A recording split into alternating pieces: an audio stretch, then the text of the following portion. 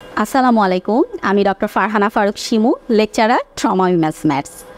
আজকে আমরা জানব labour pain, what is labour pain এবং difference between true and false labour. Pregnant patient labour pain নিয়ে যদি আমার কাছে ডক্টরের কাছে আসে, বিভিন্ন সময় আসতে পারে 33 উইকস, 34 উইকস বা viable age, after viable age 37 উইকসের পরে পেশেন্ট লেবার পেইন নিয়ে বিভিন্ন সময় আসলো। হসপিটালে আসার পর পেশেন্ট কিছু পেইনের ক্রাইটেরিয়া বলে থাকে। ওই ক্রাইটেরিয়া থেকে আমরা ডিফার করি যে পেশেন্টটা আসলেই কি নর্মাল লেবারের দিকে যাচ্ছে নাকি এটা ওর একটা ফলস পেইন। সময়ের আগেও অনেক সময় লেবার পেইন উঠতে পারে, যেটাকে আমরা ফলস লেবার পেইন বলে থাকি, এবং ভায়াবল এজের পরে যে পেইনটা উঠে সেটাকে ট্রু লেবার পেইন বলা হয়। নর্মাল ডেলিভারি প্রসেসে যাওয়ার আগে লেবার পেইন যেটা শুরু হচ্ছে সেটা ট্রু লেবার পেইন না ফলস লেবার পেইন, সেটা ডিটেক্ট করা ইজ মোস্ট ইম্পর্ট্যান্ট। সো এখন আমরা জানবো কি কি ক্রাইটেরিয়ার মাধ্যমে আমরা true labour pain, false labour pain differ করে থাকি। ফার্স্ট ক্রাইটেরিয়াটা সেলিনা বলো।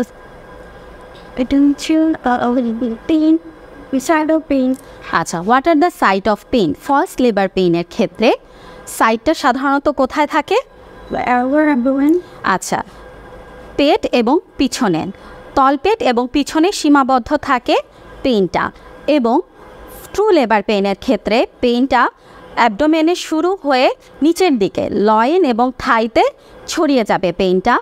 এবং ফলস লেবার পেইনের ক্ষেত্রে পেইনটা আস্তে আস্তে কমে যায়, আবার বাড়ে, ইন্টেন্সিটি অফ ডিউরেশনটা কম হয় কিন্তু এবং সিভিয়ারিটিটা কম থাকে। ট্রু লেবার পেইনের ক্ষেত্রে সিভিয়ারিটিটা আস্তে আস্তে বাড়বে, ব্যথা শুরুর পরে ব্যথাটা কমে যাবে না, ব্যথার ডিউরেশনটা এবং সিভিয়ারিটিটাও বেড়ে যাবে। এছাড়া আমরা আর কিভাবে ডিফার করতে পারি true and false labour pain? নেচারটা কি হবে? আচ্ছা, ট্রু লেবার পেইনের ব্যথাটা প্রচণ্ড ব্যথা, পেশেন্ট সহ্য করতে পারবে না এরকম ব্যথা বলবে। ফলস লেবার পেইনের ক্রাইটেরিয়া থাকবে ডাল ইন নেচার ব্যথাটা। এছাড়া ফলস লেবার পেইন আমরা সিডেটিভস বা পেইন কিলার দিয়ে রিমুভ করতে পারবো। ট্রু লেবার পেইন আমরা কোনো রকম সিডেটিভস, পেইন কিলারে রিমুভ হবে না ব্যথাটা। এছাড়া আমরা আরও কিছু ক্রাইটেরিয়া জানি যেটা আমাদের পাপড়ি বলবে।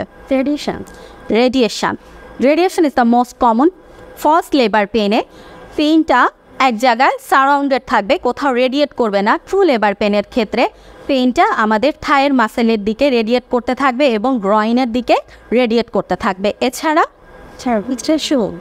Show, it is the most common sign of labour. Show হচ্ছে একটা ব্ল্যাকিশ বা রেডিশ টাইপ অফ ডিসচার্জ, যেটা ভ্যাজাইনা থেকে ডিসচার্জটা আসবে। এটা লেবার পেইন স্টার্ট হওয়ার সাথে সাথে শোটা শুরু হয়ে যায়। এই শোটা আমরা ট্রু লেবার পেইনের ক্ষেত্রে পেশেন্টের ভ্যাজাইনা থেকে এই ডিসচার্জ, যেটাকে শো বলছি, সেটা পাবো, এবং ফলস লেবার পেইনের ক্ষেত্রে আমরা কোনো শো বা ডিসচার্জ পাবো না। এছাড়া sedative, cervical dilatation most common. False labour pain যদি পেশেন্ট বলে, আমরা যদি জরায়ুর মুখ পরীক্ষা করে দেখি, জরায়ুর মুখে সার্ভিক্সের কোনো ডাইলেটেশন আমরা পাবো না, মানে জরায়ুর মুখটা খুলবে না তখনও। এবং ফলস লেবার পেইনের ক্ষেত্রে ট্রু লেবার পেইনের ক্ষেত্রে আমরা দেখব জরায়ুর মুখটা খুলে গেছে এবং এটা ক্রমশই জরায়ুর মুখটা প্রসারিত হতে থাকবে এবং যখন ফুল ডাইলেটেশন হয়ে যাবে জরায়ুর মুখ 10 সেন্টিমিটার পর্যন্ত সার্ভিক্সের মুখটা খুলে যাবে।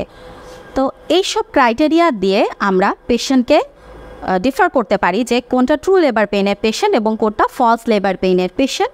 ট্রু লেবার পেইন স্টার্ট হয়ে গেলে আমরা প্রসিডিউরে চলে যাব, নর্মাল ডেলিভারি প্রসিডিউরে চলে যাব।